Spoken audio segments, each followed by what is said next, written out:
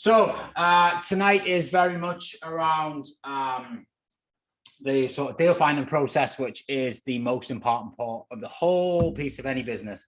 You know, I say sales and marketing are the most fundamental keys of any business. Business websites, you know, your setups, your limited companies, your business cards, all a waste of time. Right now, all you want to be focused on is sales and marketing. Sales in our world is acquiring property. Okay, so whatever business you're in, sales and marketing should form around 90% of your activity, especially in the first 6 to 12 months, because without it, you haven't got a business, you know. So we need to get going. And in our world, that means we need to pick up properties that we can use for cash flow. And we can kind of do that in a load of ways that we can do. In the chat, please just let me know whether you are looking to get into this on a creative strategy such as rent to rent, or whether you're actually looking to buy properties to then use as serviced accommodation in the next 6 months. And again, that'll just give me a bit of the feel for where we're going to take things tonight. So we have buy to SA, cool, build to SA, brilliant, rent to rent, MBR, yep, great. SA first, rent to rent. Okay, cool. So a good mix. Okay, that's great. We can certainly talk about everything. So the fundamentals of serviced accommodation, and you know, this is kind of what we're going to go through tonight in the main. And we're going to look at our area analysis. So what to look for, and how we can actually identify our hotspot areas. Sometimes you may need to move, although I would think that the majority can probably operate on your doorstep to start off with, and then as you get the confidence, you'll scale your business nationally and, you know, even internationally like I have. It just depends who you are and what you want and how big you want to build your business. I'm going to show you how we do the deal sourcing on my end. So basically just using my experience of how I've acquired all the property I've acquired from the very beginning all the way through to the current methods that we use. Probably doesn't come as a surprise. What I did back then, still I do now, you know, so that the fundamentals hasn't really changed. I have a thing called the Magic 8, which is my value proposition that I give to landlords when we're looking to do rent to rent deals. For me, the key points in this, if you learn them in the shower over the next 2 weeks and then recite them, you will, I guarantee you'll pick up properties. And then I'm also going to go through preventing costly mistakes. At the end of the day, one way or another, you're going to pay for your education. You either pay for it up front by coming on things like this and understand how to avoid mistakes, or you don't pay for it and you go into it like I did and you make lots of mistakes and they're often a lot more costly. So the idea of tonight's session is also to keep you away from what you shouldn't be doing as well. So area analysis, what to look for. For me, there's a few good signals that I always look for, and when I'm looking at a map. So if I get a postcode and I get a property, by the way, if anybody does have any deals that they would like to go over, there is a segment of this where I'm going to show you how to actually analyze the deal. If we've got a live deal, that will be even better. So when we get to that section, all I'd need is the postcode of where the property is and what the property looks like. But please feel free to put your hand up. If not, I'll just do a demo. But yeah, good signals that I look for is hotels. Okay, so how many hotels are nearby? Reason being is hotels do so much research before they will actually lay a brick or put any furniture into a building or lease a building or buy a building, you know. So your bigger chains, your Premier Inns, your Holiday Inns, your Easy Hotels, those type of chains will do so much research before they decide to engage in that area. So if you've got a hotel probably within a mile or two of your postcode, your location, your property, then that for me is a good signal and gives me confidence that we can also make an Airbnb unit work. The next part is the number of reviews. So what I mean by this is if you go onto someone's Airbnb profile and you search or you search the postcode in Airbnb for what you're looking for, and you put in flexible stay, so it covers the next few months. Put in the week rather than the weekend. Choose whatever the number of beds is that yours, or number of people yours sleeps. So for example, if you've got a 2-bed property, yes, you might make it sleep 6, but just put 4 in the search and click search. And then you'll get a list of properties. Within those properties, you will get a splat diagram on a map, which shows you how many are there. In the top, there is a number. That number can range from anything from none, typically, or a handful, all the way up to sort of 300 plus if you're bang in the middle of a city centre, for example. What we're looking for there is quite a large number. Now, if there's 200 people in a certain area doing it, well, I'm quite confident that I can make it work as well. And you should be too. So if there is a lower number, that doesn't necessarily mean that you should be put off. It just means you probably need to do a bit more digging to see how occupied they are and how many reviews they've got. The next thing is down the left-hand side of your search comes up all of the property listings. What I like to do is just skim through them and just see how many reviews each property has got. So let's say, for example, we've done a search on a postcode and there's 75 locations have come up. Okay, we'll have a look at the map and just know exactly where ours is. So we'll say, right, well, we're there, and there seems to be a bit of a cluster around that. So that's a good sign. Okay, we then look at the review side of it and just scroll down the left and see, okay, they've got 12 reviews, they've got 27 reviews, they've got 44 reviews, they've got 5 reviews, they've got no reviews. So what we're looking for here is if the properties have got lots of reviews, it means that they've had lots of people stay with them. And that, again, is another good sign that the area works, because not everyone makes a review. Probably about a third of guests on Airbnb actually leave a review. It's actually getting less. It used to be a lot more. Not everybody books through Airbnb. So, you know, that's another thing to remember. So if they've got 20 reviews, chances are that they have probably had 90 to 100 stays through the different booking channels, through Airbnb of people who haven't left reviews. So for me, they're good signs that that area works. And again, thumbs up. So we've got the hotels, we've got the reviews, and the number of properties that are operating within that vicinity. We then have the number of operators. So again, as I mentioned before, when you put the search in, it actually tells you at the top above where all the listings are, how many people come up in that search. If you want, you can minus out of the map on the right-hand side, and that might bring more people into that search, basically giving it a bit more of a wider circumference around, or a wider radius around the pinpoint that you initially put in. So they're all good signals that would give me confidence that we can go into this. I do not use anything like AirDNA or anything like that, okay? I don't pay for softwares to find out what I'm doing. This is the easiest way, the cheapest way, and it's a very quick process. And I've done this since day one. It's served me very well. Over hundreds of properties acquired on this same format, so it must do something right. Next thing, again, coming on the tools, as I've mentioned, Airbnb. I literally just use, well, not just use, but Airbnb is one of my main tools. Whenever anyone gives me a property to analyze, all I ask for is the postcode. I bang the postcode in Airbnb. I do exactly what I said. I filter on the flexible stay rather than specific dates. I then put in the same number of bedrooms as the property, and I will then search. And I also go for the week as well, because the week's going to give the cheapest price. If we search weekend, it'll give a higher price, then we might think that that's the actual week price as well. When we go through the deal analysis later on, I'll show you how I use both sides of it.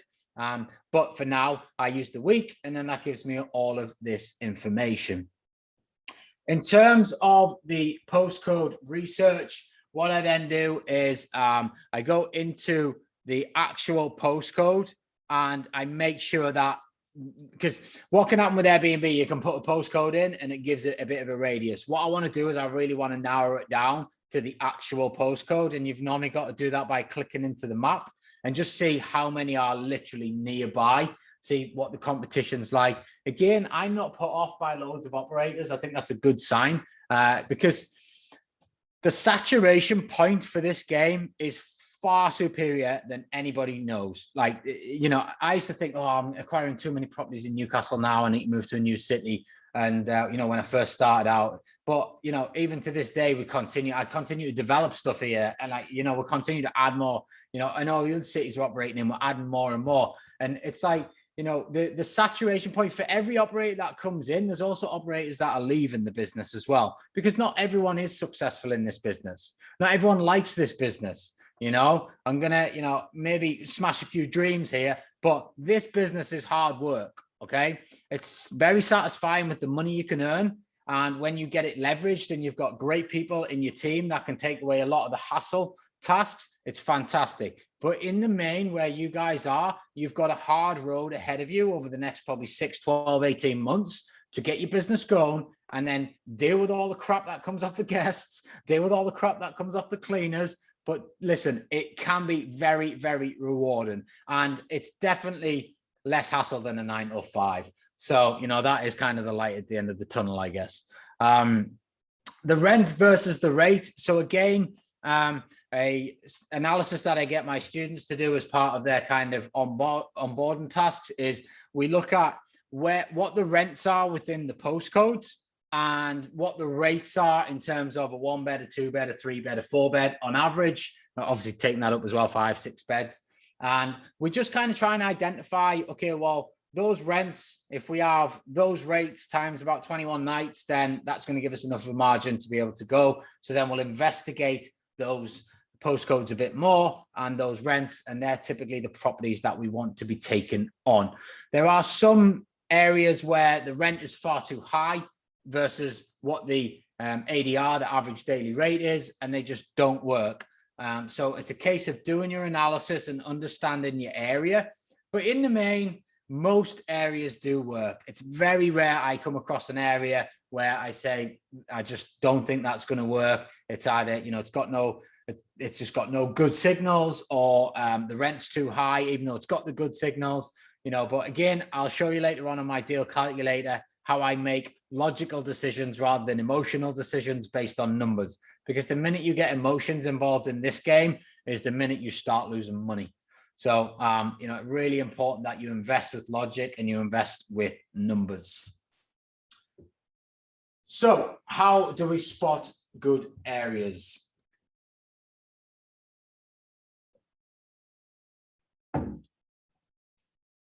So for me, we want high ADR areas, okay? So high average daily rate areas. Now, there is a fantastic tool called Wheelhouse, which, as you can see here, actually gives you the sort of splat map. What have we got here? We've got Dubai here, my favorite place in the world. You know, but if we just bring it back to the UK, because most people are, go market reports. By the way, all you have to do is create an account here. You don't have to subscribe to Wheelhouse to find this.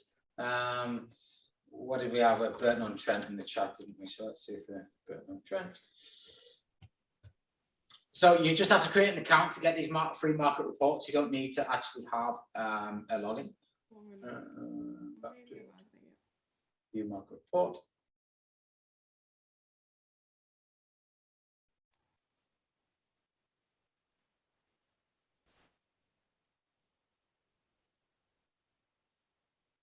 Okay, so you'll see here, it kind of gives you, again, on the diagrams, you can zoom in, zoom out, gives you kind of the hot areas, the splat diagrams. When you know your cities and where you are, you'll be able to identify quickly where's good, where's not. Tells you how many listings there are. So there's 642 people doing this in Burton-on-Trent. That for me means that, listen, if 642 people can make money out of this, then I know I can make money out of this. The occupancy it's low here, but this is based on the last 365 days. The UK has been through quite a bit of a battle, let's be honest about it, over the last year and a half with service accommodation, ups and downs. Government grants have obviously helped and, you know, kept the ADRs high if you factor it in, but I wouldn't worry too much about this occupancy because I think it's distorted until we have a good year or two running without any viruses, any lockdowns or any scares. revenue per available room. So that's how much revenue is per available room advertised. The average nightly rates, the average lead time, so that's the booking time that comes in. So basically, you've got a lot of revenue, a lot of data here to try and help you, you know, even your weekday occupancies, to try and help you make some good decisions and find out where your high ADR areas are. So if you wanted to drill down into certain areas, then you can. You just change the address, obviously, or put the postcode in, and you'll start to see these figures starting to change. What you want to look at is basically this nightly rate here. You want to be trying to get the nightly rate as high as you possibly can, knowing where the areas are, where your rentals are as low as possible. So that for me is how we can leverage tools like this. There are other reports on here. You know, you've got your trends report. So, you know, it gives you your nightly rates. It'll tell you, you know, whether it's trending up, trending down. You've got your historical data, which is a look back over.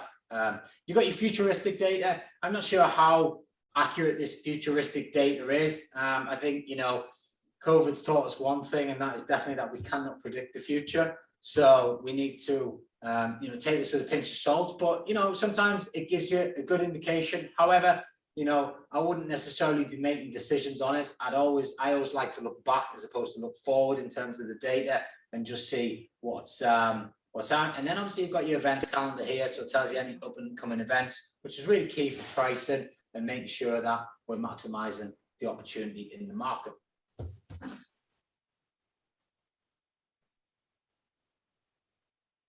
In terms of the low rents, we want to ideally find locations that do have low rents with high ADRs, because that means there's a bigger profit margin. You know, I've got some areas where, you know, the stock is super cheap to acquire and the daily rates are the same as some of the other areas where the stock's much higher to acquire. Naturally, they're going to make more profit. If you have the luxury of being able to find those territories and they are nearby, then I would encourage you to try and start there. Now, don't get me wrong, if you haven't got a high ADR area or you haven't got a low rent area, doesn't necessarily mean you can't make money out of this game, because of course you can. We just go back to looking at the factors of how many people are operating. Do they have lots of reviews? You know, we can actually have a little look at their forward calendar, although and I'll show you how we do that with the deal analysis, but it's not as effective as it once was. It used to be a lot more effective. Now the booking rate's about 10.46, 10.56 in terms of lead time that people are booking for. So really, all you're going to see is 2 weeks worth of bookings booked, and that would, you know, then whereas before we used to get like 30, 45 days ahead booked. So you used to be able to look on the calendars and see, you know, months in advance booked, and it used to be great. But that just doesn't happen anymore. So, but yeah, don't be disappointed if you can't find a low rent area or a high ADR area. As I said, the majority of areas do work. You've just got to make sure that you're getting a rent that works. Or, I mean, all of my owned properties work. I mean, if you're buying a property and your mortgages are typically, you know, 50, if not more, 70% lower than a rent. So you're always going to have that upside gain, and you're definitely going to make more than if you had it as a tenant, an AST, a tenanted property. So for me, every single property that I buy now goes into service accommodation, make on average around about £1,300 profit per month on my owned units. So, you know, whereas if I was renting them out to tenants, I'd be making about 250 quid. So it's an absolute no-brainer for me to put them on. What have we got next? Long seasons.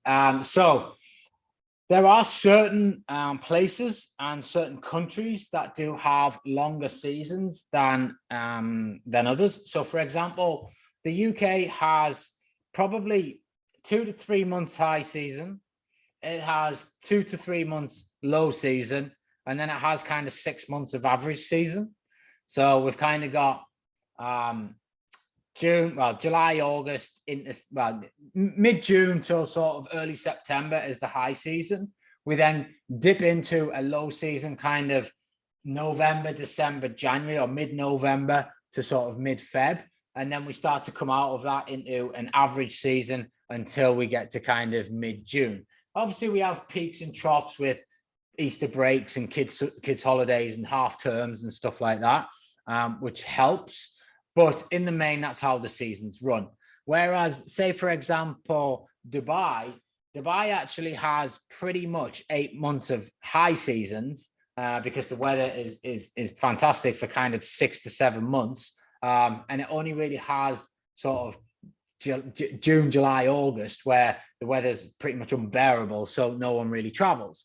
So those long season destinations are obviously going to make more money than the ones that have less, or shorter seasons, shorter high seasons. However, it doesn't mean you can't make money, and it also doesn't mean you can't make money if you are just purely in a holiday destination in the UK that, doesn't have or only has 3 months of high season. There's plenty of places, the Cotswolds, the lakes, some of the Welsh sort of valleys and Welsh coastal lines. They are, very much just tourist destinations for summer holidays, but you can earn a fortune. In literally 3 or 4 months, you can earn a fortune from these places and effectively shut them down for the rest of the year, and you will still be very profitable. So it's just about finding the right areas, the right niches, and what suits you as well, and what profit margins you're going for, because not everyone's got the same expectations. People might need a certain amount of money out of a property. People might not want to work so much for a certain amount of money. You might have a minimum that you'll work for. My personal opinion is if it makes profit, I'll have it. Because at the end of the day, whether it makes me 2 grand a year or 25 grand a year, well, I'm still better off. As long as I'm not losing money, I'm happy. So, and once you've got the machine built out and we've got, the processes built out and you've got the team built out, then all it is just plugging it in and just throwing it into the machine, and the machine just makes it work. So you're not actually having to do that much more to facilitate another unit. And obviously you're going to get the profit at the end of the day. There are a lot of developing and expanding cities going on right now. I mean, contractors are few and far between. If you didn't have a good contractor team before the pandemic, then you're probably going to struggle to get your projects done now. But there's loads of cities developing. There's loads of money going into these cities to, make them, better. There's all sorts of developers, wanting to develop in these cities. The councils are wanting people to develop, kind of. If only they'd be quicker with planning permission, that would help. But try and look for these areas. If you're near these areas, case and example is, I know there's a £300 million project going on the quayside in Newcastle, but it's actually on the Gateshead side of the river. So for the last 3 years, this project hasn't started yet, but for the last 3 years, I have been buying loads of stock in Gateshead. I've been renting loads of stock in Gateshead because I know when that project kicks off, my places are going to be full, and full for years, because the project's not going to finish overnight. A £300 million project is going to take some time. So, if you can spot and identify these type of things going on in your cities, and all you got to do really is just keep your ear at the ground, do a bit of a Google research, what's going on in my city, what developments are going on in my city. Even just ring a few developers, bigger developers, ask them if they're building any houses or building any commercial buildings. There's actually another gig being, you can also jump on the government's website and actually have a look on the planning portal and see what planning permission's been granted. So, there's another big development, 200 odd million on the Newcastle side now, where they're converting a big office job and blah, blah, blah. So that again is going to bring loads of contractors in that have special, what's the word I'm looking for? Skill sets. And they then get hired up from London or up from wherever to come and work on the projects. They stay for either a week or 10 days at a time, and then they go back down. And, that is where the money is in the UK for me in serviced accommodation, is getting the contractors through the week. The weekenders are great and you can charge them more, but they do tend to come with more hassle and more maintenance, and they don't return. A stag and hen party coming for a weekend, well, they're not coming back. You know, they're not going to get, well, they might do, but they're hopefully not going to get divorced anytime soon. So they're not going to be having another stag and hen. Contractors need accommodation every single week that they're traveling, and most of them will work on projects that last some time. So try and find out where your development areas are and plonk your properties or get your properties next to them, and you'll maintain high occupancies.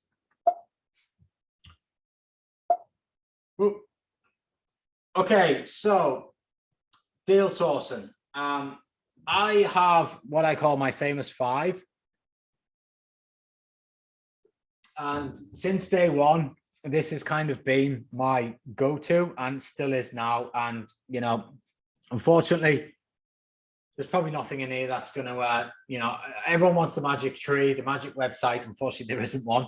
There's just a case of doing a lot of work on multiple different websites, but doing it in the right way, which I'm going to kind of try and help you with now, because I do see a lot of people doing it in the wrong way and not getting the results that they need. So first and foremost, we've got Open Rent. Now, for those that don't know, Open Rent is a platform where landlords can advertise on Open Rent's website, and Open Rent will push it to Rightmove and Zoopla and all the bigger channels, and without having to have an agency account. Okay, so Open Rent is basically when you send a message on Open Rent about a property, that will be going direct to a landlord's inbox, to their mobile or to their email account. So that will hit their inbox straight away. Now, the problem is everyone knows this now. So everyone that's doing rent to rent is doing the same. So what you got to do is try and get your message across. And for me, I like to just keep things simple. So is this available? When could I book a viewing in? You know, I'm not divulging any information about what I'm looking to do with the property at this stage. Just very simply, is it available? When can I book a viewing in? You know, and I just try and stick to that. But what I'll do is if I don't get a response, I don't just like say, all right, I'll just leave that one. I'll go back, you know, hey, just checking that you've seen this message. You know, I'd really like to get a viewing. Hey, I still see that your property is still available a week on. I'd really like to get a viewing, you know, and just keep being persistent, because, you know, it's not that they're ignoring you. They're just busy. You know, how many times have you forgotten to reply to someone on a WhatsApp, or you've marked an email read, and then 3 days later, you're like, shit, I forgot to get back to that person. You know, it's not because you didn't want to or you're ignoring them. It's because you just forgot. We get busy. Like, we live in a world where there's so much happening now and flashing in front of our faces. It's easy to drop the ball on things. So don't be afraid to keep pestering. You know, I actually tell my team here, I want you to pester them basically until they tell you to piss off, because at least I know you've done absolutely everything you can. You know, and if you do that, then you will get results, you know, but don't give in. Even if you know, if you don't get the first response back, don't give in. And that's what happens with far too many people. The next place that we would look for is, you know, Rightmove. Rightmove is probably the biggest search tool for property to both buy and rent. And on the purchasing side of Rightmove, what I tend to look for, obviously on the BRR strategy, we're looking for properties that we can do up. We're looking for properties we can add value to so that we can refinance them at the uplifted value and get our money back out and then use the money to go again. It's an unbelievable strategy when you can A, do it, and B, you know how to do it. I've built, you know, my portfolio very quickly into a lot of money. I've got a lot of assets now by rinsing one pot of money. You know, at the start, I just turned one pot of money through a property, another property, another property. And then as I got the cash flow from my rent to rent, so I could then do 2 of them at a time, then 3 of them at a time. And it just scaled and multiplied. But the simple process of rinsing money through a property on the BRR strategy is an immense strategy. So I used to, I say this all the time, I basically go searching for, in my mind, my granny's house when I was a kid. So when I'm scrolling through, I'm looking for green carpets, wooden sort of bathrooms, brown kitchens, basically anything that looks horrible. That's what we're kind of looking for. We're looking for dated properties that need a bit of TLC. And in an ideal world, you know, I don't really want to be spending time, not really the money, time doing massive refurbs on single residential units. I don't mind for, you know, my developments where we're, you know, building multiple flats and blocks of flats and things like that. Naturally, they're going to take time. But for a single residential house, you want to try and just get in, out, and get it cash flowing. And the simplest way to do that is find a house that needs modernizing, put a brand new kitchen in it, a brand new bathroom in it, paint the walls gray, stick a nice gray carpet down, and get it refinanced. And, you know, before COVID, I had this rinsed at 10 weeks. I could pick the keys up from a estate agent and I could have the money back in my bank account within 10 weeks. It's changed somewhat now with conveyancing processes slowing things down. And the market's also shifted slightly at the minute where you are having to maybe pay market value for those type of properties now. So you're having to add value in a different way, which is, for me, adding extensions, loft conversions, that sort of thing, trying to do it all under permitted development. So we're not having to wait ages and ages for planning permission.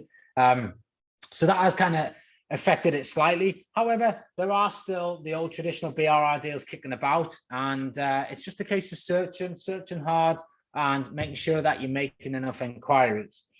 On Rightmove, on the rental side, typically you're going to come across agents for every single advert, apart from the open rent ones that filter over.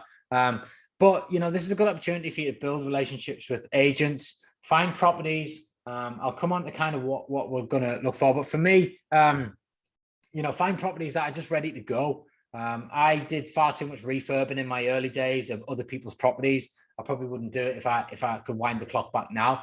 You know, there's plenty of stock out there that's ready to go. There's plenty of developers developing stock, refurbishing them, and then putting them on the market.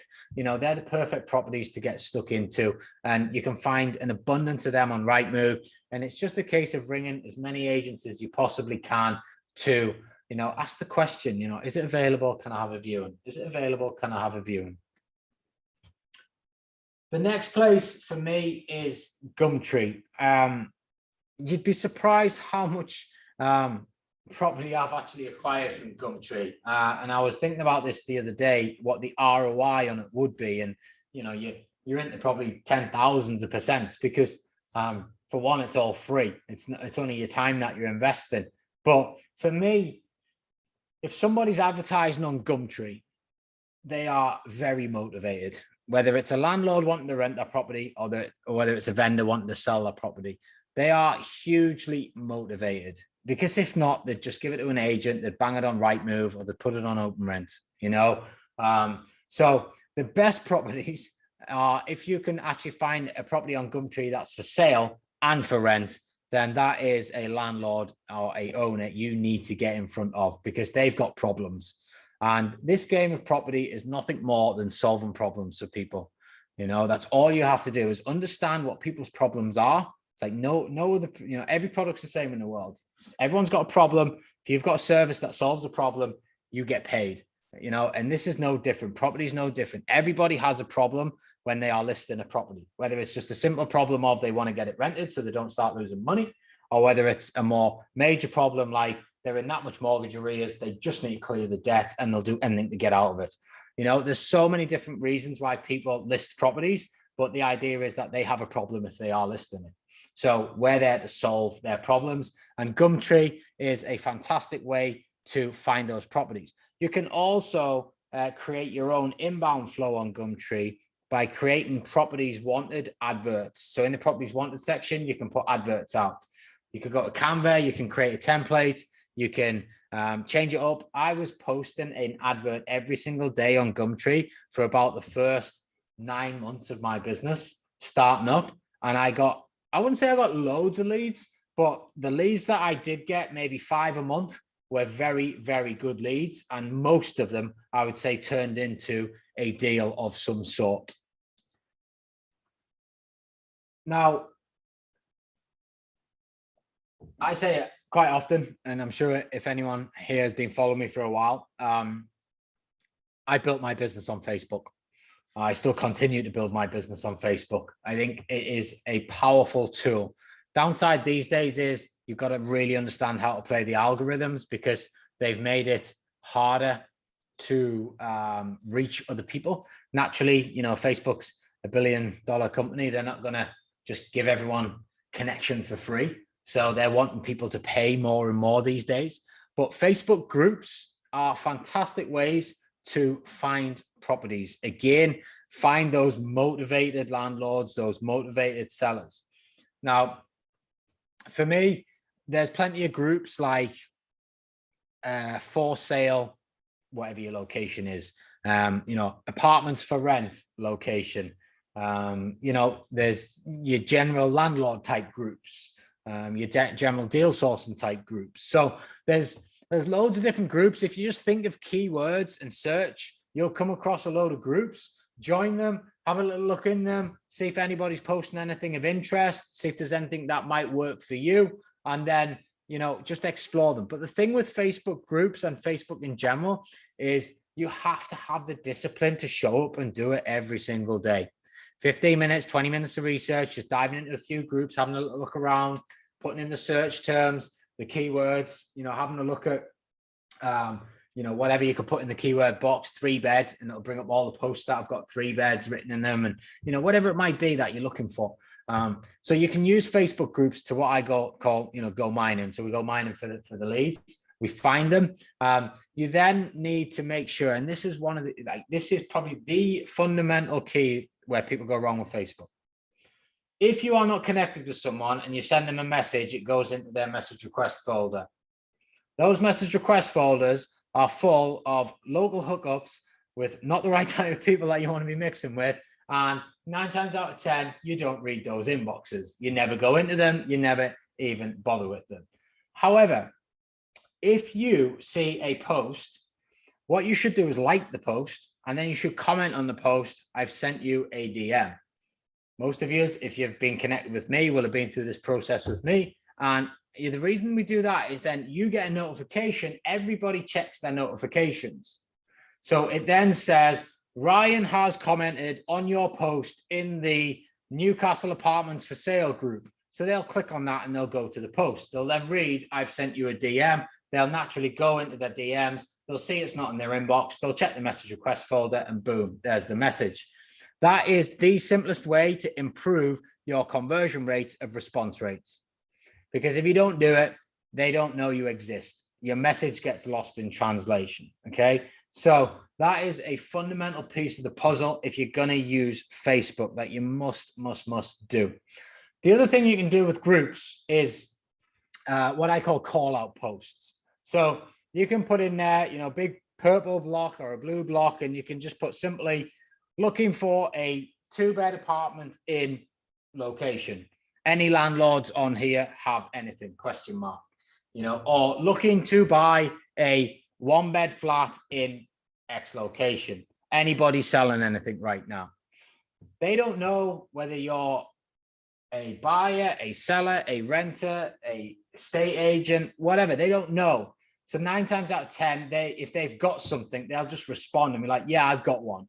Then you go into the conversation. Great. Is it still available? When can I get on a viewing? When can we see it?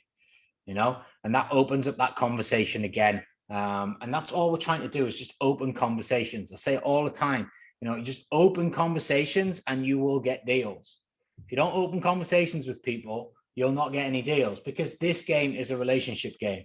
So whether you're phoning estate agents, whether you're opening messages on Facebook, whether you're sending emails on Open Rent, you're opening conversations with people. And by doing so and doing it in volumes, you will find plenty of deals.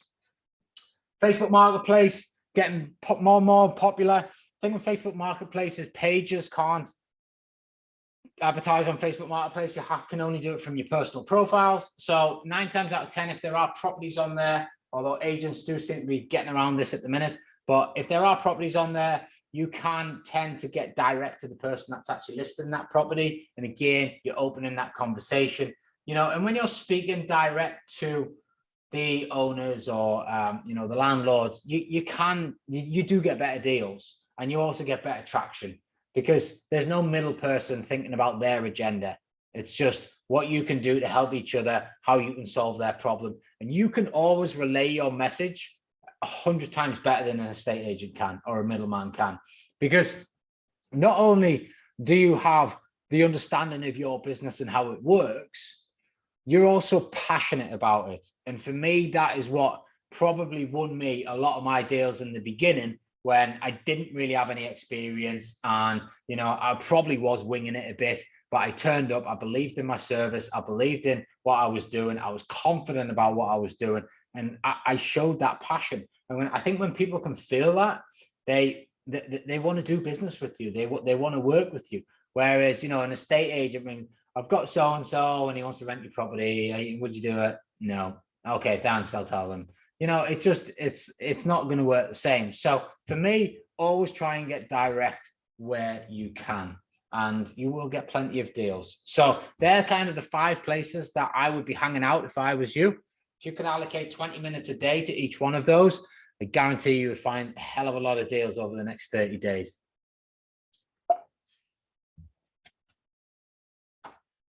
So, Magic 8, let me just quickly dive into the questions here and see if there's anything.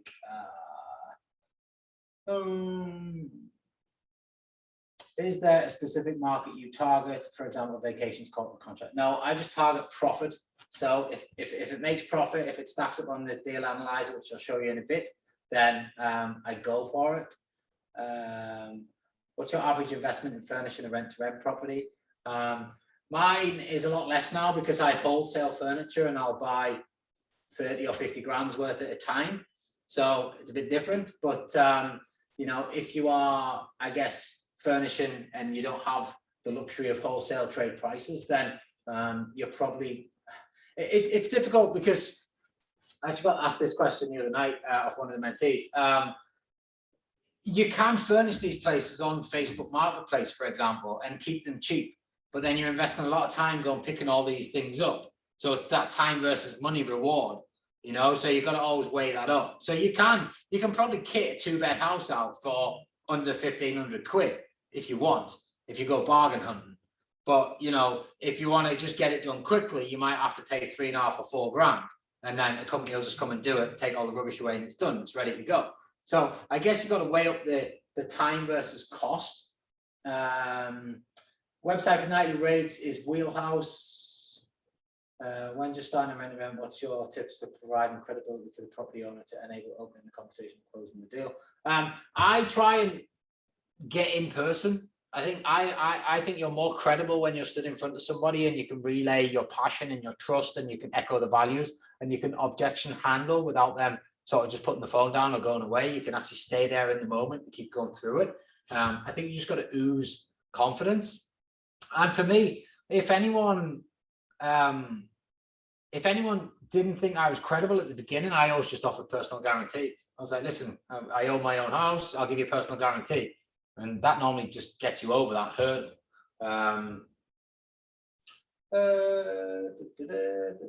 Cool. All right, that's those for questions for now.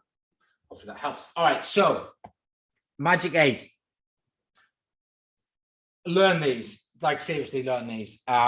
You know, I'd like you to take a screenshot. Actually, I forgot to mention at the beginning, whoever puts the most out on social media over the next 2 days regarding this whole thing, I will do a free 1-hour call with you, and we'll do a proper business consultancy call. Forgot to mention that at the beginning. So, you know, take pictures, get started, document your journey, share things, tell people what you've learned. You know, adding value to people is how you actually attract money. Okay, and it's a fundamental thing. Money is just a tool for exchange. Everyone's chasing money, but that's the wrong way of doing things. Okay, if you chase money, you'll never have money. If you add value to people, you will have money. So it's a little mindset shift that might need to happen. We'll talk about that more tomorrow. But on terms of adding value, this is exactly what you want to be doing. Okay, so when you're seeing a landlord, you are wanting to add value into their life. If you're not adding value into them, you've got very little chance of doing the deal. Okay, if you go with a me attitude and all you want is what you can get out of it, you'll not get many deals. If you focus on what you can add to them and then just, you know, take what you can get, then, you know, at least you get a deal, and it might not be as profitable as you might like, but you get a deal. Okay, at least it's profitable. So magic number 8, no voids. One of the biggest problems that landlords face, and listen, I sit on the landlord fence as well. I've got a lot of tenants, and you know, I get to rent day and so-and-so hasn't paid again. So-and-so hasn't paid again. You know, with the way that we set the agreements up, we're a corporate tenancy. And, you know, we are going to pay you because at the end of the day, this is our business, you know, and we will make money from the property. So there's no reason why we won't pay you. Whereas if Jimmy loses his job, he ain't got any money to pay you. You know, so, but we know that this is going to work. We know that we're going to make money. So I will be able to pay you every single month. So there's no void. So ultimately the landlord makes more profit over the long term. We will be cleaning the property at least once a week. And I don't just mean, you know, making the bed and, you know, cleaning the shower and, you know, whatever. We deep clean these properties. We clean the ovens, we clean the microwaves. We, you know, clean under the couches. We clean all the drawers out. We do the windowsills. You know, tenants do not do this. You'll be lucky if a tenant cleans the property in the whole time that they're even there in most cases. So that means that the properties get in bad condition, which ultimately increases the costs of the turns.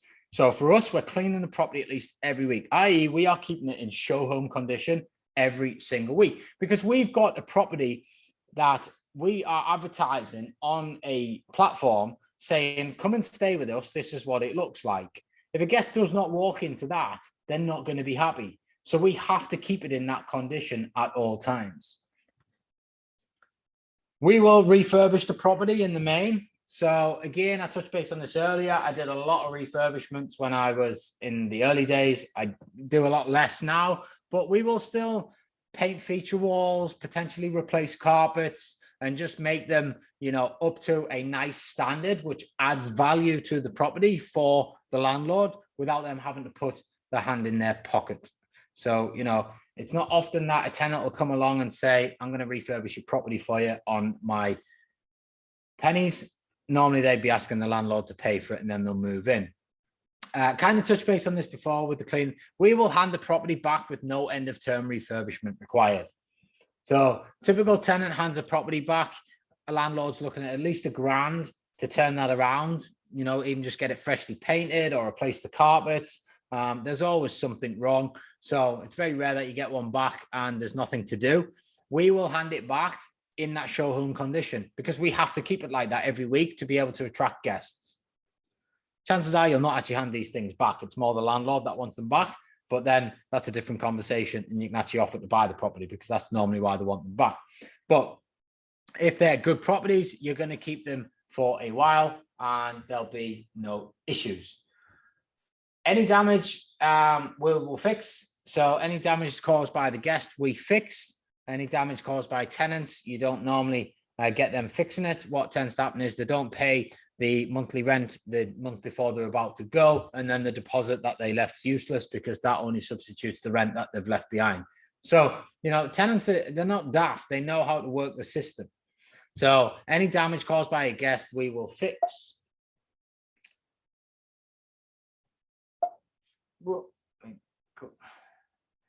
There's no tenant finder's fees. Obviously, this was brought in several years ago, which really made, you know, a big difference in the landlord's pockets. So they're not having to pay any tenant finder's fees in the main. If we're getting direct to landlord, they're not going to have to pay us to move in. It's a very straightforward procedure. There's no tenant finder's fees to pay. Every single time they want to bring in a new tenant into their property, then obviously they're going to have to pay finder's fees. With us, they don't. Okay, so they save quite a bit.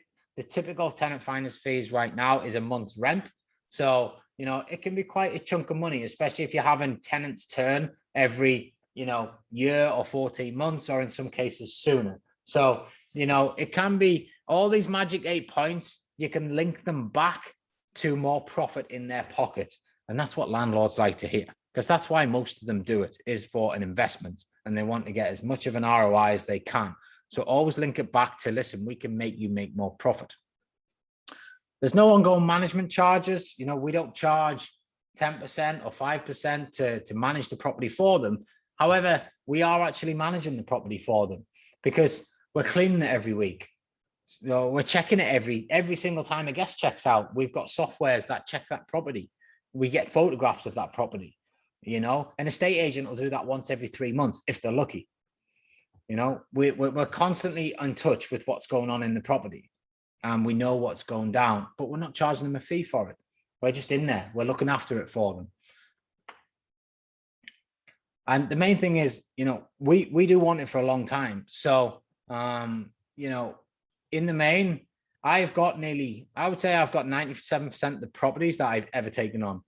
And the reasons I haven't got some of them are odd things. Like, one, the landlord wouldn't repair some damp, and it kept coming up on reviews. And it just got to the point where I was like, you know what, if you're not prepared to repair the damp, I don't want you as a landlord. Like, you don't deserve my money, because I know the service that I deliver is far greater than a tenant. And, you know, he wouldn't do that for me. So we kind of give the keys back. But in the main, I keep them all because they make money. So why do I want to give them back? The landlords are happy. They don't ever need to be bothered. They don't ever get any hassle. They don't have to come and inspect the properties. You know, it's such an easy ride for them. It is unbelievable. And that is why this model works so well, when you can explain this to landlords. So it doesn't matter whether you're new in the game or whatever. This model is proven to work over and over and over again. And if you can just echo these service values to the landlord, they should be begging you by the end of it to take their property off them. And if you can do it properly, you will get the rates lower than they need to be. You will get no deposit deals, and you'll get the contracts on your terms as opposed to theirs. You know, but again, it's just doing it properly, echoing the value, and making them understand all the benefits that they can have. There is also a Section 24 benefit. So without going too much into detail, the Section 24 was brought in several years ago. It was phased in, and basically means that the landlords, if they've got properties in their personal name, they can't write off the mortgage interest as a cost. So they end up paying more tax. And if they're higher rate taxpayers, this can be a lot of money. So it almost makes their investments pointless. Now, you can't necessarily do it on a rent-to-rent deal, but you can do it on a managed deal, or you can do it on a quirky rent-to-rent deal. But basically, there has to be risk involved, and it has to show trading income rather than investment income. But in the main, done correctly, you know, and there are ways to do it, you can actually help the landlord save tax if they've got the properties in their own name. And that, for me, is an absolute game changer in the main. Okay, so I'm going to go through a deal with you all now, and a little walkthrough. Does anybody have a deal? Just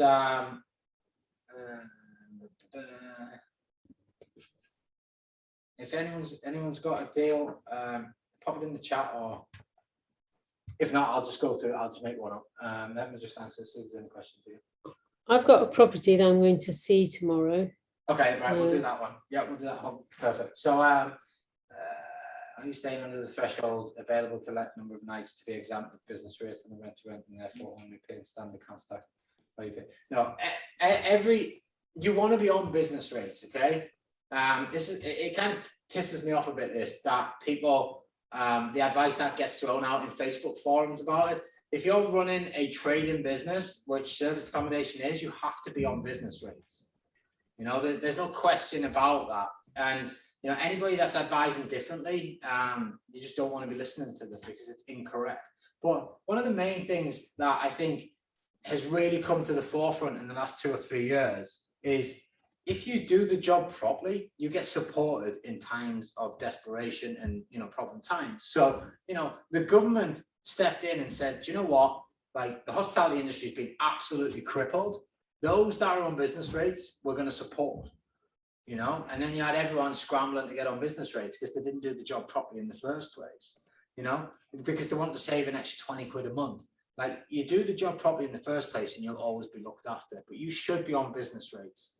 There's ways you can mitigate your business rates tax by, you know, you can do various companies, or, you know, you can do various things, but in the main, just you need to be on business rates. It's as simple as that. And you know, don't listen to anyone otherwise. Right, let's right. Let me go 2 seconds.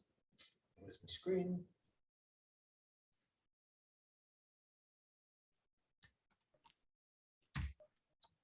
Right, so this is my deal analyzer. Okay, if anyone hasn't seen this, this is kind of my tool that I have built. So this is my BRR element of it. Basically, you put all the details in, purchase price, your legal fees, basically the grey boxes you fill in. The white boxes automatically fill themselves. You put your rentals in here, you put your refinance information in here, it tells you how much flip viability is. And then here, it tells you basically what your total investment is, what your refinance cash flow will be, how much cash out you'd get. So basically, if these columns are red, I don't touch the deals. If they're green, I do touch the deals. And this echoes all the way through the sheet. You put in sort of your average values here for your comparables, using Zooplas and all that sort of good stuff, any notes. And then there's a bridging calculator here as well, which again, you just bang in the different fees, also a lease option analysis as well. Again, you just put in the different figures within the grey column. Now, the good thing about this is it all flows. So if we have ABC property here, when I go to the SA analysis tab here, then ABC property is in this same column. And if I have a mortgage amount in here, if there was a mortgage where that's here, new month payment, then that would actually filter in here as well. So you can use this as a great follow-up tool. I'm just writing my new book at the minute, and I've actually discussed this today on that section of the book about follow-up and how important that is to really keep your pipeline moving.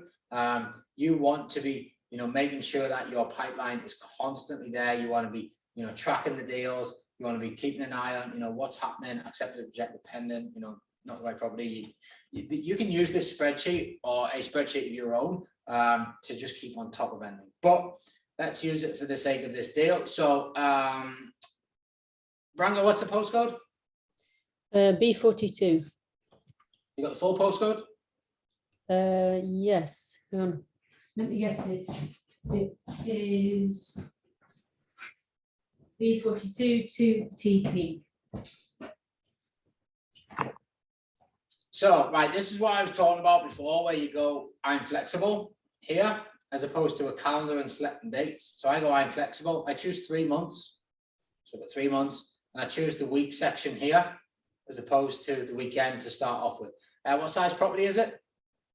It's a 7-bedroom property. Okay. Chucking me in the deep end here. Okay, well, let's go 10 guests. Okay, this is an abnormal one, but we've got to analyze them all. So let's see what the map brings up.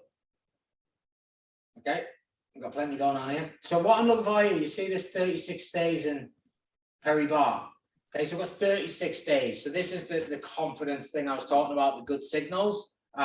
36 isn't a disaster. It's not amazing, but at the end of the day, we have searched for large properties here. So I'm pretty sure if I was to scale that down to 2 beds or 4 beds, there'd be a lot more, there'd be hundreds. So if we actually look through here, we've got 12 guests, 4 bedrooms, 16 guests, 7 bedrooms, 10 guests, 4 bedrooms, 12 guests, 6 bedrooms. So as you can see, the size of the properties here are quite large.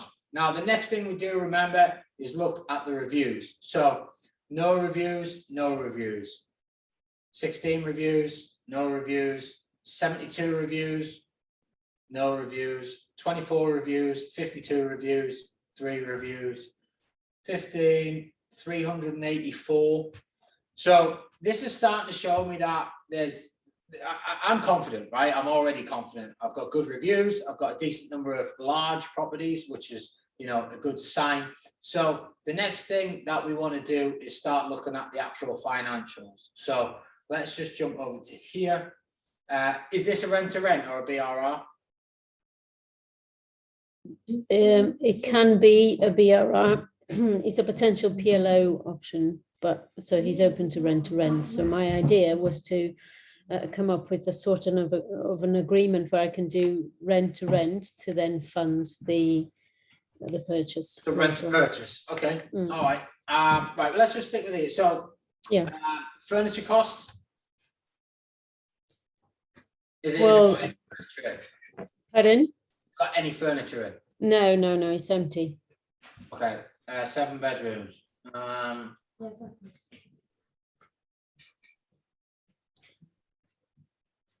you're going to be probably somewhere in the region of that, I would say, maybe a bit more to be fair. But any deposit?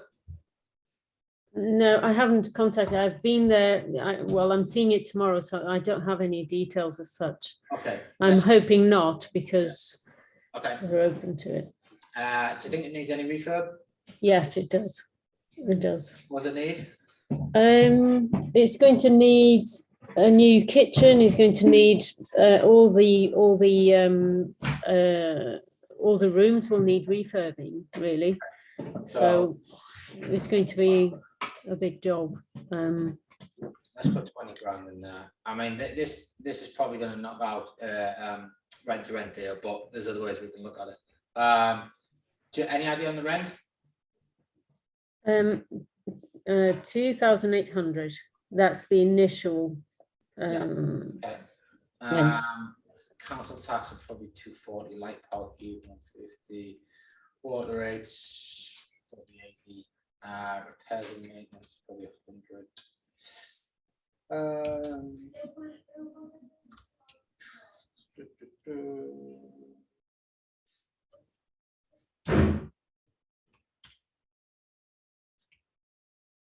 Okay, so we've got our costs in, right? So then what we want to do here is look at, right, weekday nights booked. Okay, so we come back to here. This is, remember, on weekdays, and what we want to do here is draw an average from what we're advertised. So we're looking for 7 bedrooms and what it's going to be bringing in. So we've got one there for 189. We've got 10 guests there, 295, 12 guests, 179, 10 guests, 265, 268, 294, 188, 267. I mean, I'm sort of thinking worst case scenario around the 200 quid mark, but I would say, you know, possibly that 225 was springing into my head to be kind of well within the mix there. So I think we'll kind of go with that. So weekday nights booked, I always go with 13 for a busy place, which is, you know, effectively kind of your 4 midweek days. We've got 225 and there is the price. And then the weekends, all we do is go back up here and change this. And we just change that to weekend and then click search. 610, 480, 320, 400, 517, 420, 636, 516, 500, 474. I mean, for me, I'm thinking again like 400, 425, something like that. And I'd have 8 nights booked. So 425. Whoop. 425 in there. Minimum night stay, probably about 3 days. I should say stay. Cleaning fee cost per stay, you're probably on a 7-bed, you'd be looking at probably £100 a turn, I would say. Linen is probably going to be somewhere up there as well. So we're then in here, gross revenue 6325. You're looking at 474 quid's worth of online travel agent commissions. You're looking at a running cost of about 4,200 quid, VAT of 839. Now, a lot of people would say, well, I'm not VAT registered, that's fine. But if you build a successful service accommodation business, you will quite quickly become VAT registered. You know, if you're doing £6,000 gross revenue from one property, within 7-8 months, you're going to be VAT registered. So, you know, you add a few more properties in the mix, you're going to be there. Total profit, 1,288. So that gives us a quick snapshot. This here is my occupancy and my rate based on seasonality. So I might change these a bit for the seasons, you know, 65% in Jan with a kind of probably 85% rate. And then it kind of scales a bit. So we've probably got, I don't know, probably 67%, I'll go 70 maybe in Feb. Rate bumping back up a bit to sort of 87. March starts to peak out sort of 75 and 95% rate, and then we're probably starting to push 77s, 100% rates, and then May kind of 80, 83%, something like that, 100. June, we've got 90, 95 with the increase in the rate, 80, 70, 75, October, 70, 90. And December's been funny the last few years. It always used to be quite good, but it has been a bit funny the last couple of years. I know obviously the virus hasn't helped, but you know, we're going on data there. Let's go on that. So what this then does is it gives us a snapshot of what's going on in the seasonals. So in January, it's going to be a loss, Feb a loss, March a loss, but then it starts to, you know, pick up and make profit. So across the year, it's only going to make 1,700 quid according to these sort of calculations. So obviously this payback doesn't work. I mean, this payback wouldn't work anyway, because it's got 20 grand refurb in there. But we just assume it hasn't got a refurb in, and the setup cost was 7.5 grand. As you can see here, that's showing that the deal doesn't work. So you say, well, why is it not working? Because here it says it does work, but here it's sort of the seasonalities are kicking in and saying it doesn't. So, you know, these are quite harsh figures in all fairness, but I like to play harsh, because, you know, at the end of the day, you'd rather see an upside gain and be surprised than, you know, overstate things and be disappointed, which unfortunately you see a lot from deal sources kicking deals around, especially the ones that have like never actually ran a serviced accommodation business. So it always baffles me how they can actually choose these numbers and these occupancy rates, but they do. Now, for me, what we'd look, you know, you got to remember here we're operating on 21 nights, and we've got this. So it on the face of it, this is looking like, you know, not a great deal. You know, so I think we need to look into, okay, well, what can we do to make it a good deal? You know, can we pull the rent down 2 grand? The bills are the bills. You're not really gonna save much on the bills. 650, that could be a bit steep in terms of the cleaning fees and linen hires for 21 nights. You got your rates, council tax. Again, 13 nights, 225, 450. This you could possibly push up to 450. I think I was probably being a bit harsh on that. 225, 450. So as you'll see here, we're starting to make a difference now, because I've taken out that refurb. So we've lowered the rent. So we're now looking at profit every single month, and it's starting to look quite healthy in certain months. You see there, by just changing that by 25 quid, it makes such a difference to the profit. You know, on each and every night throughout the weekend, 8 nights booked. So now we're looking at an 18 grand profit, which obviously starts to look healthy. And you can see here, so I have a 6-month rule. If it's red for that and then green after there, I'm okay. If it's red down to month 7, I don't go into the deal, or I have to renegotiate the deal to get this to go green at month 6 or before. So for this deal here, you can see that without the refurbishment cost and just the furniture, on average, we're going to get the money back in around month 4 from our outlay, and it all becomes not a bad deal. Now, he's more than likely not going to give us 800 quid off the rent a month. So as you can see there, by adding 500 quid back on, we're now in month 7 as a payback. Now, some might say, well, you know, it's only an extra month. But if you start breaking your own rules, then month 7 will become month 8, month 8 will become month 9, month 9 will become month 10. And all of a sudden you'll start taking on deals that don't really provide any cash flow until after a year, which is just, there's just no point. There's better deals out there, and you will find good deals. So all in all, having put those tweaks in, I'd probably want to verify the linen a bit more, just make sure that, you know, that does look about right for, you might, I still think that might be a bit low for a 7-bed and 7 sleeping 14, but let's put this back up. So what difference that makes. see that your linen here, your linen hire and your cleaning costs are kind of what we need to get absolutely nailed for the area. So what I'd be doing here, possibly even before I'd gone for the viewing, Branca, is I'd be trying to get some quotes for linen for that area. Just say, I've got this house and I'm looking for quotes. How much would it cost to turn it over? And then at least you can firm that figure up, because it does make a bit of a difference to the actual profit. And then obviously getting your month, you'll see there, obviously the payback's now 11 months. So that's kind of how I analyze a deal using, you know, the spreadsheet that we've got here. It gives you the seasonal factors and it gives you the kind of quick snapshot.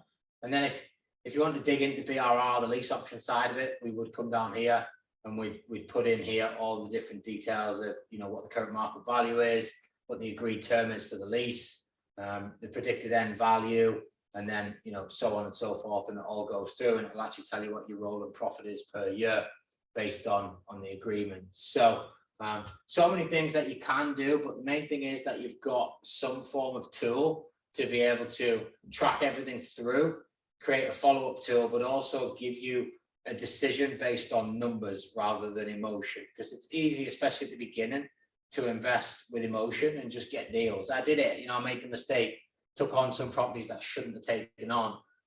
They made profits, but they're now a headache. They're not the best. They're getting bad reviews. They've worn quite easily. You know, they're starting to cost a bit now to refurb just to keep on top of them. So, you know, but they're all lessons learned. And, you know, I probably got into them. There's a couple I got into without really trusting the data. They don't make enough money. So, you know, whilst they don't lose anything, they just don't make anything really. So you kind of just wash in its face, which isn't, you know, really what you want to be doing. So in the main, you want to try and protect yourself and make sure that every property works. And you can do that by investing with numbers rather than investing with your heart, which is easy to do.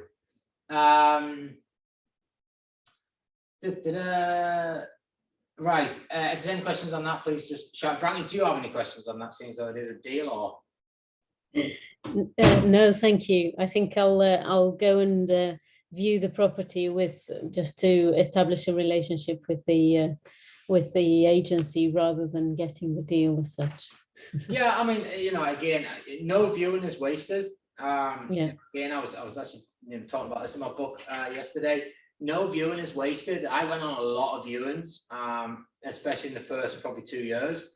I think I told something like 1,000 viewings, and every single one of them is worth something. It either teaches you something that you don't want, or it teaches you a better way to analyze a property, or you start to see things like damp and, you know, cracks in walls and stuff like that you never saw before, or you just meet a really nice person who wants to help you, whether it be a landlord or an agent, and you can further that relationship. And they're the best ones, you know, and because then you get a lot coming back. So,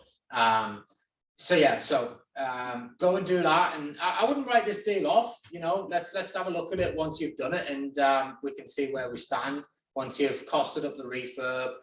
You know, at the end of the day, you know, you might be able to either, you know, create a really nice purchase lease option out of this, especially if the vendor doesn't have the money, because if it's in a bad state of repair and they don't have the money to put it right, well, they're not going to rent it out.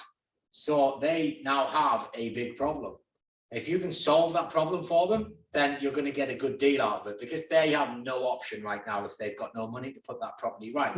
If they have got the money, then you can say, well, you put it right, this is what I need it to be like, and then when it's right, I'll rent it from you. You know, I've just done on a deal here where we've asked them to split this huge house into 2 different flats, put kitchens and everything. He's agreed to do it, you know, and I've said I'll rent it once it's done. So, you know, sometimes vendors kind of want that commitment that if they go and spend the money and do that, they've got a tenant straight away that's going to commit long term, you know, so it works hand in hand, you know, solving each other's problems. Yeah, I'm curious about this one because he's got the house advertised everywhere. So there is something going on in different agencies. And I was just looking, as you were talking about the open rent, I was just looking at the properties there as well. I mean, that's like, that should be music to your ears. Yeah. You know, because that means they have a serious problem. Yeah. They That's why I'm curious. solve that problem quickly. So you need to find out what that problem is. The estate agent probably isn't going to tell you the truth.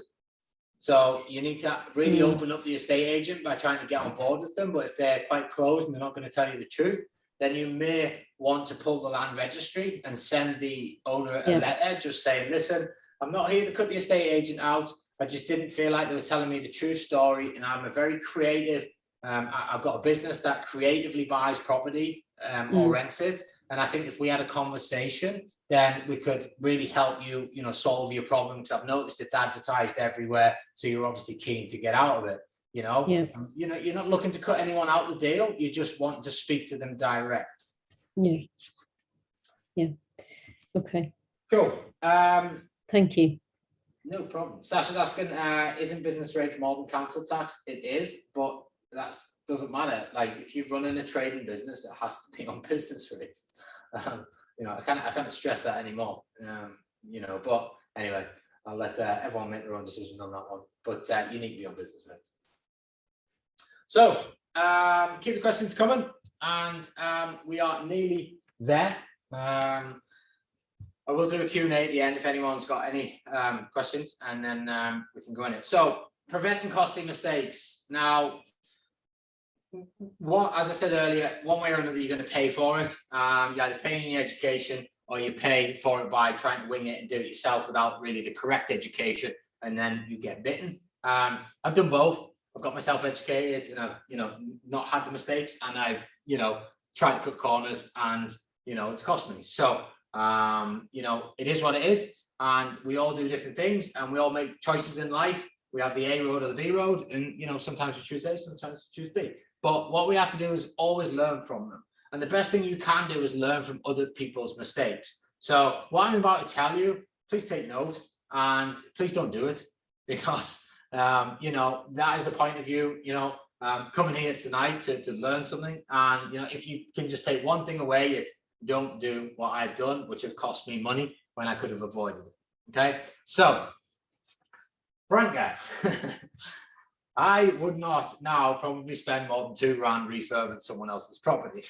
Okay. So, I have done it in the past. 8 grand's my most. However, you know, if a property needs 8 grand's worth of refurb, to be fair, the property that I spent 8 grand on actually probably needed 25 grand on, but I didn't. I put a plaster over a problem, and now the problem's come back sort of 2.5 years on. So I'm now having to think, do I spend another, you know, chunk of money on it? Not my property. If it was my property, I would. But, you know, or do I just give it back? The sort of angel devil conversation I have is I definitely should give it back, because it doesn't really fit the portfolio anymore in terms of the brand standards. The devil sort of saying, well, it makes loads of money, so you should probably keep it. So it's kind of like, but then I'm also thinking, well, do I use some of the money to actually refurb it? But then I think I really don't want to refurb a landlord's property. So I'm kind of in that constant battle on this particular property. But there's a few others that I've got, you know, where I have done refurbs on behalf of landlords, again, in the early days. I think there's enough stock out there now where you literally can just move in and put furniture in, maybe paint a feature wall, and they are the ideal properties to take on. Now, I would do a refurb on a purchase lease option for sure, because that is no different to buying it in my eyes. You're just delaying the purchase. So that's a total different ball game. But on rent to rent deals, I would not really do much more than a 2 grand refurb. And for me, 2 grand gets you basically new carpets and some new paint. You know, that's really what you should be doing. So that would be my top tip. Newer properties are better. They don't age as quickly. They don't wear as quickly. And, you know, whilst it's easy to say, go and get, you know, a new development block of flats, or, you know, so a brand new build block of houses from Bellway or something like that. But again, that type of stock is also a lot less than your traditional 1930s, 1940s terraced houses. You know, up here in the northeast, we've got Tyneside flats, which are basically terraced houses converted into 2 flats. very common. So, you know, that they are the majority of the stock. So naturally, you're probably going to find them. But what you want to really hone in on is trying to get newer properties where you can, because they're just better long term. Okay, they last longer, they're more durable, less boiler issues, less electric issues, you know, and these sort of things. You know, all it takes is a boiler not to be working for you to then have to refund a guest, or, you know, the lighting system goes down and then you're arguing with the landlord, or the bathroom's leaking and they won't fix it. You know, there's all sorts of battles that do go on. But with the newer properties, we just don't seem to have those battles. So if I was choosing the perfect property, I would always go newer. But again, you've got to make commercial decisions at the same time. You've got to be moving forward.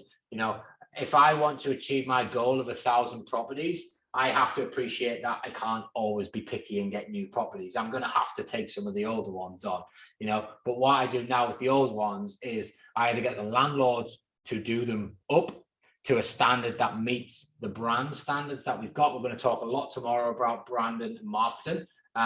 One thing I wish I'd set at the beginning was brand standards, which we've got now and have had for quite some time. But, you know, now it's basically, if you want to work with us, it needs to be like that. When it's like that, come back to us. Whereas in the early days, I'd be like, I'll take the property, I'll do everything. Don't worry, give it to me, you know. So, again, that's the emotion versus the logical side of things coming out. What we got next? Choose safe areas. So, again, the angel and the devil side. I always say, like, I've got properties in some areas that, you know, like most people go, you've got what there? Like, how does that work? Who wants to stay there is normally what they say. And I'm a bit like, I have absolutely no idea, but they do. Contractors actually like to stay out of city centres. They like to be able to park their van outside, walk straight in the house and walk out in the morning. They like to be able to watch their tools. They, you know, they just want an easy life.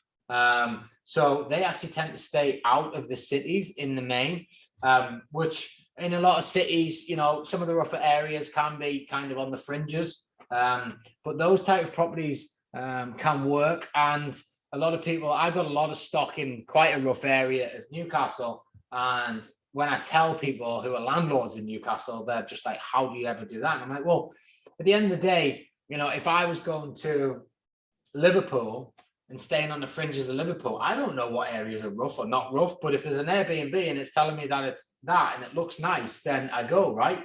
So it's kind of like, that's why it works. But what you want to do, and this is my rule now, is if I wouldn't stay there, then don't expect the guests to stay there. So if you're walking down the street and you're not feeling safe, then there's a chance that your guests are also going to feel the same, and it'll only lead to a bad review, and that's really what you don't want. And my second parameter is, if my kids were 18, obviously they're not, they're a lot younger, but if they were 18, would I let them rent that house long term? And that for me is another kind of standard I live by. And if the answer is no, then I don't go into that property, because that is what other people will be thinking. And I don't think it's fair to put people in an unsafe environment. And, you know, I have had, I've just given one back literally this weekend, where the windows have been put out 3 times now by the local scallywags. And, you know, the latest incident was a guest in the house when it happened, and that's not fair on them. No one should be put through that. So, you know, for me, those type of properties, they don't belong in my portfolio, and, you know, and get rid of them. So learn from that, choose safe areas, and make sure that you feel safe and your guests will feel safe, and you'll have a much better portfolio long term that'll make more money and you'll have less hassle with, because, you know, there's nothing worse than dealing with tow rags and everything else that goes on with it. So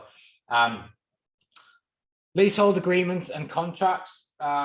This is something that fortunately I've not had the personal experience of. However, a lot of my students unfortunately have, so I've seen it and had to unwind them and help them. There's a lot of estate agents and deal sources who are quite happy to agree deals with landlords in blocks of flats which have lease agreements, and they tell you that it's fine, the landlord's agreed it, it's not a problem, and then 6 weeks down the line, you've spent whatever, £3.5 grand putting furniture in there, you've got your bookings in there, you've got a nice business going on, and all of a sudden you get a letter from the landlord saying their property management company said you're running an Airbnb property in my house, that's not what we agreed, can you move your furniture out, the contract's terminated, you know, or you know, I know I agreed it, but the property management company won't allow it anymore, so can you leave? You then go back to the estate agent or the deal sourcer and say, you sold me this deal, or I've paid you X for this deal, and I'm now 6 weeks in and I haven't got the deal, and they'll just say and wash their hands with it and go away. So for me, if I was getting into such an agreement, I probably do see this more down south than I see up north. So based on most users from down south today, that works quite well. So, you know, but if you are going to get into these block flat agreements, and don't get me wrong, blocks of flats are incredible for what we do. You know, I love them. But if you're going to get into them, you want some sort of comeback on the deal sourcer or the estate agent if you get kicked out of no fault of your own, and you want it in writing in a contract signed. And if they won't do it, it's because there's a rabbit off. You know, so make sure you've got it in there, and if be prepared to walk away from deals. You can make so much money by saying no. That might not hit home just yet, but you can, by saying no to more things in your life, you will make more money. Okay, because quite often we just go along with things and we just, you know, get ourselves in these situations that we shouldn't be in. So with leasehold agreements, check them out. Check out who the management company is. You know, if it's Kingston Property Management, you've got absolutely no chance. They absolutely hate serviced accommodation in the main. So, you know, they come down on the landlords quite hard. You know, so you just got to make sure that you're getting everything checked before you actually go into any of the deals. And again, I'll kind of touch base on it. I have a very love-hate relationship with estate agents, and I think there are some good ones out there, but the majority of them are crap. And this is why, if you believe in your magic 8 and you can speak to your landlords direct, you will blow estate agents out of the water, because what they do for landlords is pretty piss poor in the main, you know, and they're paying for that service as well. You know, estate agents float from agency to agency. There's no real consistency in the message, and you know, they're not really bothered about you. They don't really understand your business, and they definitely don't echo it over to the other side. So I always find that, you know, estate agents, they want everything on their terms, and you know, it's at the minute they're a bit like all high and mighty because it is a very hot market at the minute. But, you know, there are times when it's not so hot, and that's when they come crawling back asking you to take deals because they're desperate for commission. But in the politest and nicest possible way, all estate agents are full of shit. I can't really put it any clearer. Okay. All they care about is that commission in the main. You might find 5 or 10% of them who are actually really nice, and they do genuinely want to work for value, and they want to offer value to people. And those are worth their weight in gold. But you've got to kiss a lot of frogs, as they say, to find your prince or princess. But when you do find them, hold on to them. But in the main, just be very wary what estate agents are telling you. And, you know, I mean, one of my team bought a property based on an estate agent telling them that the lease could be extended. And then, you know, we buy the property, and sure enough, that conversation had never been had. You know, something, you know, I take full responsibility for everything that happens in my business, but you know, something that we should have checked really and got confirmation of on a written email. But anyway, we didn't. I'll still get out of the situation. It's not a bad deal, but you know, just another example of estate agents lying. It's even worse in Dubai. I mean, it's even worse in Dubai. So, you know, I literally do not trust a word any of them say. Deal sources for me, I've never seen a good deal come across my desk yet. So I get sent a lot of rent-to-rent stock. I get sent a lot of BRR stock, and it's very rare that I see a good deal. Or they might be good deals if you took their fees out of it, but the minute you put their fees in, they just become, the deals are just not worth getting into. but I would be very wary of taking a serviced accommodation deal is different to a standard, say, BRR deal, because a BRR or even a HMO deal, they know what the rents are. You can quite easily find out how much a 2-bed flat is renting for in a certain postcode, or a room in a HMO is renting for in a certain postcode. So the figures are a bit more accurate. A deal sourcing company that does not run a serviced accommodation portfolio cannot possibly know what occupancy levels are like and what the nightly rates are like. It's impossible. It is a moving beast.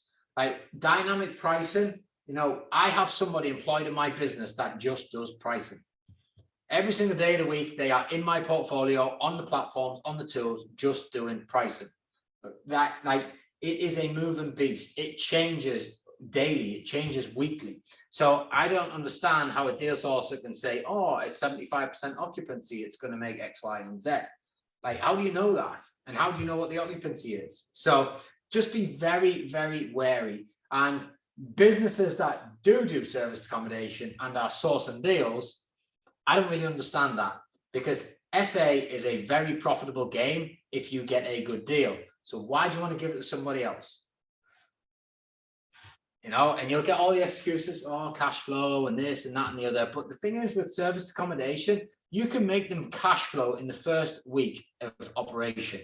So you can actually, if you're clever about it, especially if you're getting leasing furniture or putting furniture on credit cards, you know, or even just get delayed invoicing from furniture companies, you can actually have the money in your bank from the operation to pay for the payments. So there is no cash flow issue if you do it correctly. So just be very wary of deals that are coming your way. I'm telling you now, this game, there's nothing for free. There's nothing easy. All right. If it's too good to be true, it is the age-old saying that it's too good to be true. Okay. You're not going to buy a deal and make 20 grand off it in the first 6 months, you know, because if you were, why wouldn't they be doing it?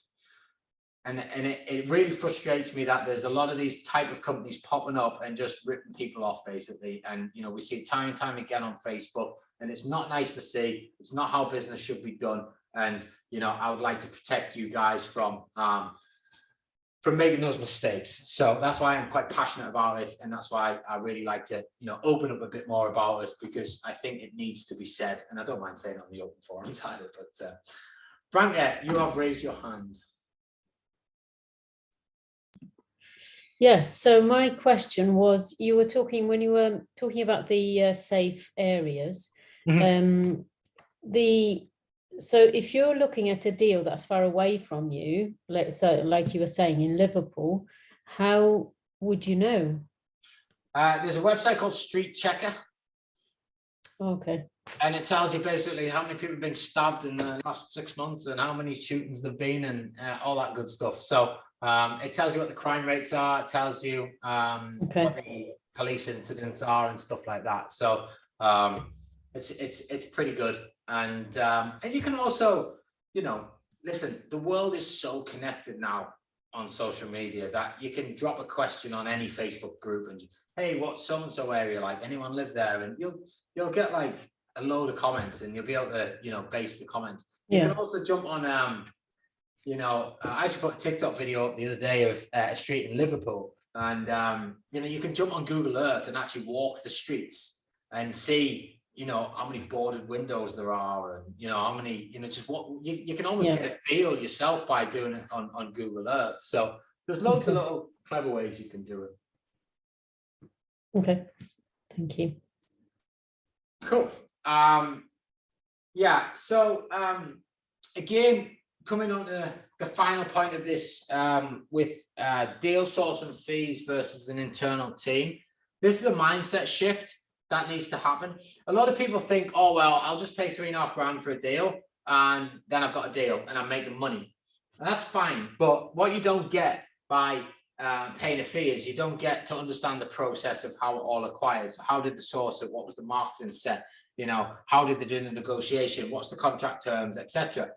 So you miss out on that key bit of information. But also, you know, a lot of people think, okay, well, I'll buy a deal for 3.5 grand. You could employ somebody for a lot of hours for 3.5 grand a month. So if you're buying one deal a month, then you could actually probably have at least 2 full-time employees for 3.5 grand banging the phones, and I guarantee you'd find more than one deal. So think about where you're spending your money or where you're investing your money, more the point, because investing in staff is one of the biggest mindset shifts I had over thinking staff were costly. So, you know, if you invest in your team, you will get an ROI out of them. Yes, you're going to have to train them. Yes, you're going to have to show them what to do, but you will get an ROI out of them. Right now, you're all pretty much at the beginning of your journey. You need to be investing in yourself, because that is going to be the greatest ROI that you'll ever have, because the skill sets that you learn, you can then pass on to an internal team, and then you multiply your efforts. If you constantly buy deals and you don't understand the skill sets, then you're never really going to be able to grow your business, because you're always relying on a deal sourcer. And let's be honest, deal sourcers don't become your best friend. You know, the minute a developer comes along and says, I'll have 10 deals, all of a sudden your one deal goes by the wayside and they're not really your friend anymore. You know, so you're always putting your hands in their, you know, you're always under their control. You need to bring control into your domain. You need to be able to know that this month I am going to find 25 deals. And how am I going to do that? Well, I've got an army of people sat over there who are doing X, Y, and Z, and they're all focused on it. And I'll train them how to do it because I know how to do it, because I've got the skill sets, I've had the experience, I've been in the field, you know. And by investing in yourself in this journey, it might take you back a few months. So you might invest in yourself and it might mean your next deal doesn't come for 3 months. But the information that you will learn in that 3-month period will set you up so much better for the long term, that you will actually then catch up as though if you were to be buying deals off deal sources. Because, and as I said earlier, most of the deals you see are absolute crap anyway. So you'll also make a lot more money. Right, let's have a look at some questions. Is there an explanation in Kajabi as to how we can estimate the bills, cleaning, linen, etc.? So within that spreadsheet, there is actually a little, I'll show you, a little break. Where are we at? So on the essay analysis here, there has like these little notes that pop out on the, these are popping out because I downloaded this early, but basically what this says is that there's like, if it's between 2 people, it's like £15 a night. If it's 3 to 5, it's, I can't remember, £25 a night, something like that. Now on the Google sheet, these bits are actually notes, and it pops out with the actual note. And it tells you bits and bobs, your OTA commissions, it tells you your weeknights, all that sort of stuff. So that's how you can kind of estimate. But again, what you should do is, like I said to Brandon earlier, where it was a bit hit and miss, is find out from an actual company, you know, ring them, get the information and see what's what. Is it difficult to start up in an area that is far away from where you live and have no contacts there? Not really. I think you'd be surprised how many people would be willing to help. Again, Facebook's very connected. You've got to remember, I built a business in Dubai from the UK, you know, by just leveraging a few people that I knew and, you know, and passing my skill sets on, and then obviously visiting there. So even if you're in an area where you may not want to invest, but then you want to maybe go further north or further south or whatever it is, I mean, you know, you can pretty much drive anywhere in the UK in 4 or 5 hours. So, you know, worst case scenario is you say, right, my area is going to be there. I'm going to book a load of viewings in through the week, and I'm going to bang up there on Friday night, chuck myself into an Airbnb and go on 25 viewings over the weekend, you know, get some deals. You know, if you want this enough, you'll make it happen. You know, that is it. You know, it's not nuclear science, this game. It is just very much results based on action. If you put enough action in, and you know, you don't give yourself any reasons to why you can't. You know, I have a saying, results not reasons. You know, it's actually something I say to myself quite often, especially in the gym. You know, if I'm trying to wimp out of a few sets, I'll tell myself, you know, results not reasons, and it just pushes me. And it's a lot the same. I think, you know, in life, far too many people tell themselves excuses why they can't do stuff. Time, main one, time, money. You know, and they're constantly creating, I tried, creating reasons. Again, I'm going to touch base on this tomorrow because I think it's hugely important. But you can go anywhere, and you can, if you want it to happen, you will make it happen. So if you want to invest in the North Pole and you want to set an Airbnb business up there, if you want it enough, you'll make it happen. You know, it is that simple. But, you know, unfortunately, a lot of people aren't willing to do what it takes to actually create what they actually want. And, you know, that is one of the biggest things I think that holds most people back. And that's why a lot of people don't make it. And a lot of people aren't successful entrepreneurs, because they're not willing to do what it takes, or they stop at the first hurdle. You know, at the end of the day, you only fail when you quit. So if you never quit, you will not fail. You just learn and you get better and better and better. And eventually you get what you want. Some people have moved quick on this journey. I've had an unbelievably quick journey, you know, like even today I wake up and I'm like pinching myself at like what has actually happened over the last 3 years. But, you know, some people that I coach have the same, you know. I've got a student in the group right now who's, you know, been with me a month, absolutely killing it. You know, I think she's about to acquire a third deal. You know, and then we've got others that are maybe in there for like 6 weeks. It might take them 8 weeks. It might take them to get their first deal. Some people move slower than others, but at the end of the day, everyone gets what they want at the end if they just stay disciplined and committed to the cause. So I guess in answer to your question is, you can do whatever you want in whatever location you want, as long as you want it enough. Hope that makes sense.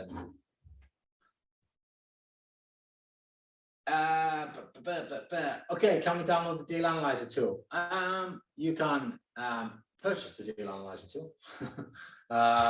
So I'll put this link in the chat. If anyone does want it, you can get it. There you go.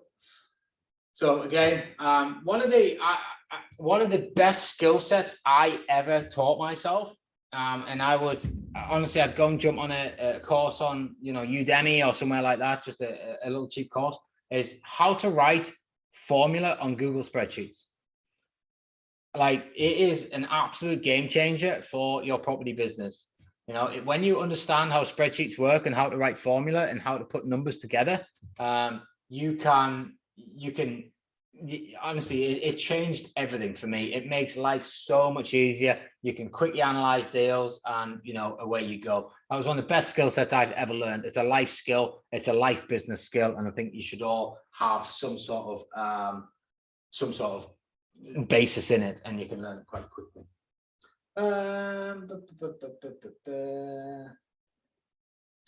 So just so everyone knows, this whole program is going to be put into Kajabi, and you'll all get access to it. So the replays, the slides, all that sort of stuff. So you will get access to it. So don't stress about that if you have to dip in and out over the next couple of days. Anybody have any questions that they would like to ask before we kind of wrap up for this evening?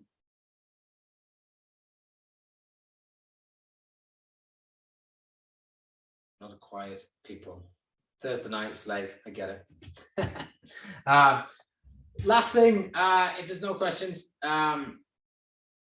if you have found a bit of value from tonight, I would really appreciate if, I'll put the link in the chat there, if you could leave me a review on my page. It means a lot to me. And, you know, we've got a lot more to come tomorrow night. And then I will also be picking somebody for, you know, an hour's consultation with me as well.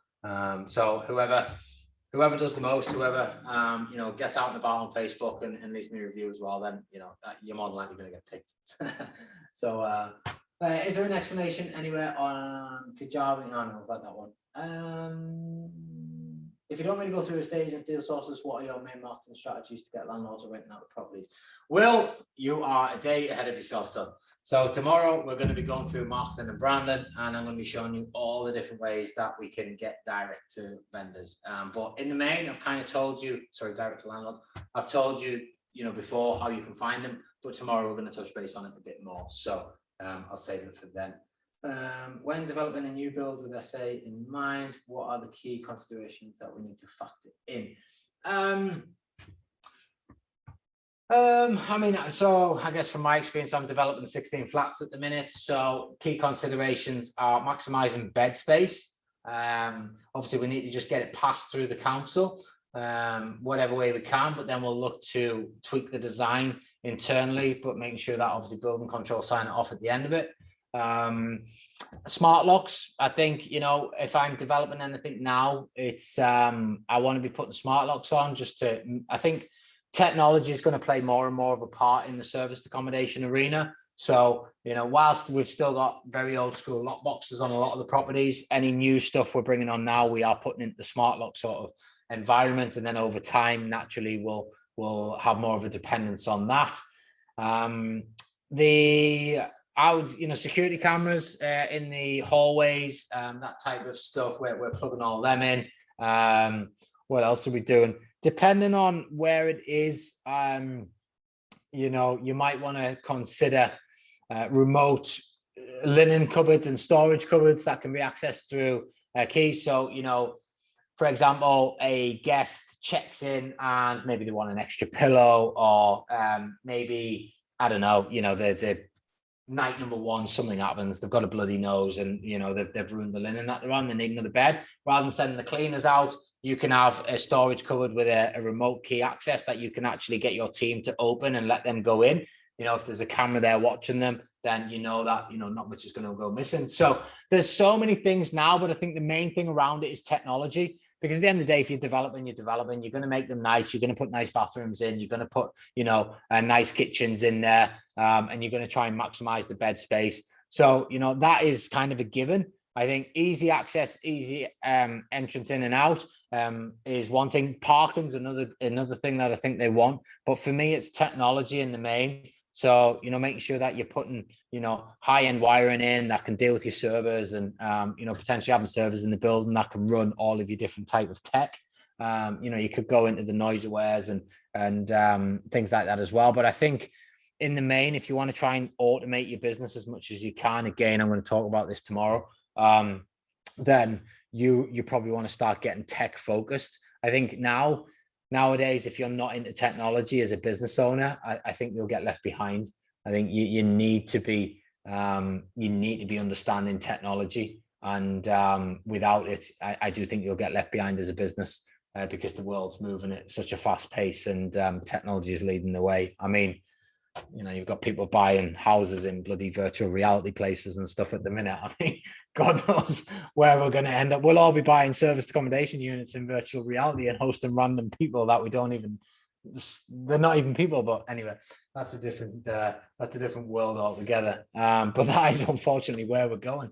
And I think you've got to embrace it, and you've got to get on board with it. So yeah. So listen, absolute pleasure tonight. I hope you've found loads of value from it. And the main thing is, which really pisses me off when I do these things, you know, do something with the information. Like, don't just like, have taken loads of notes tonight and not do anything with it. You know, at the end of the day, there's been at least 1 or 2 golden nuggets that you could have taken away from tonight, and you can go and implement straight away after this call and start getting results. Go and spend 20 minutes researching open rent. Go and open some conversations on Facebook. Go and put a few call out ads out there. See what you wake up to tomorrow morning. You know, utilize the information. One of my mentors, in fact, my current mentor, because I've gone back to him, but it was my first mentor. He says, if you do not know how to teach it, you do not understand it. Okay. So what you have learned tonight, even if you just go to your partner or your kids or whoever and teach them something, then it's not because you want them to understand it. It's so that you know you understand it. If you can teach it to somebody, you've understood it. Okay. If you can't teach it to somebody, you don't know it. So even if you just go and put a post on Facebook or do a live video or whatever, it's not for the benefit of them. It's for the benefit of you, so that you understand it in here, and then you can then utilize it going forward. So top tip on how to move yourselves forward. But I'm setting up in Dubai. I'm already in Dubai. But we can talk about that tomorrow night. So yeah, have an awesome evening, everyone. I'll see you back same time tomorrow night, 6 o'clock, and we will kick off with the last evening for tomorrow. Take care, everyone.